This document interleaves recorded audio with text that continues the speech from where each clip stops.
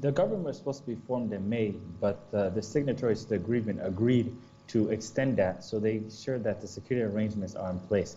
And this week, Dr. Riek Machar, the leader of the SPLM-IO, is in Juba and is discussing with the president the issue of security arrangements, and they have committed in principle that the government will be formed in November. This is different because they've been engaging in talks. The former Vice President, Riek Machar, has been in Juba for the whole week, and they've been engaging talks on ways that they can form the government and handle issues of security arrangements.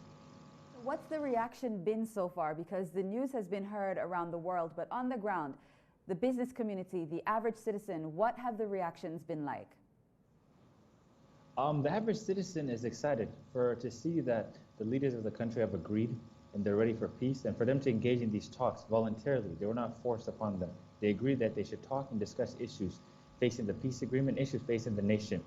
The business community is excited because many people, they want to invest. Internal investment, which is South Sudanese locals who want to continue doing projects, and external investment. International and regional investors want to expand their businesses. They're ecstatic because with peace and reduction of conflict and increase of stability and security, you can do business, and there's going to be a reduction of risk of doing business in South Sudan. Right, so I mean, you've already started to answer it, but how is this going to impact the economy? How it's going to impact the economy is now, areas that were under conflict now, they're not going to be in conflict. And South Sudan is going to become a post-conflict state, which means the government is going to prioritize development as opposed to fighting, opposed to conflict. And with these warring parties come back, they're all going to agree in principle on developmental issues, such as building of roads, establishment of electricity, and delivering services to the people. And this, in return, is going to create a conducive environment for businesses. And the government is in need of business. They want to attract investors, and they want to attract developmental partners. Right, so we're looking at a 3-year transitional period. What are we expecting to see during that time? What you're expecting to see is one, reduction of conflict. You're going to see peace and stability in South Sudan, and you're going to see South Sudan taking steps towards reaching its potential. In this 3 years, there's not going to be any conflict. There's going to be a unity government with major signatories to the parties that are going to be included. And in these 3 years, you're going to see developmental initiatives such as the roads to Bar Hazal, the road coming from Kenya, roads to Upper Nile, increase in oil production, expansion of exploration and production, and even investment in mining in agricultural sectors.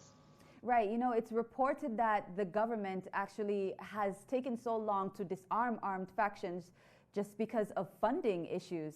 You know, what are the plans for that?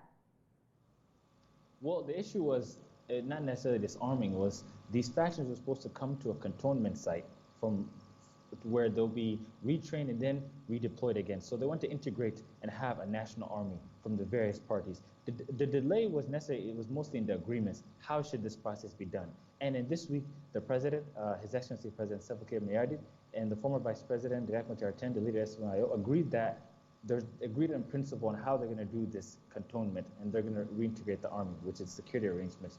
But now the country has been increasing its oil production, is seeing a slight growth in its economy, and this funding can be used to fund the peace. Because when you fund the peace now in return, you have a better economic situation, you have a better security situation, and you can make that money back. Right. Is there any, has the news been met with any skepticism? Yes, there's always going to be naysayers. There's always going to be doubting Thomases in any situation. Many people, the skeptics, feel as if that the parties are not serious and that the government won't be formed.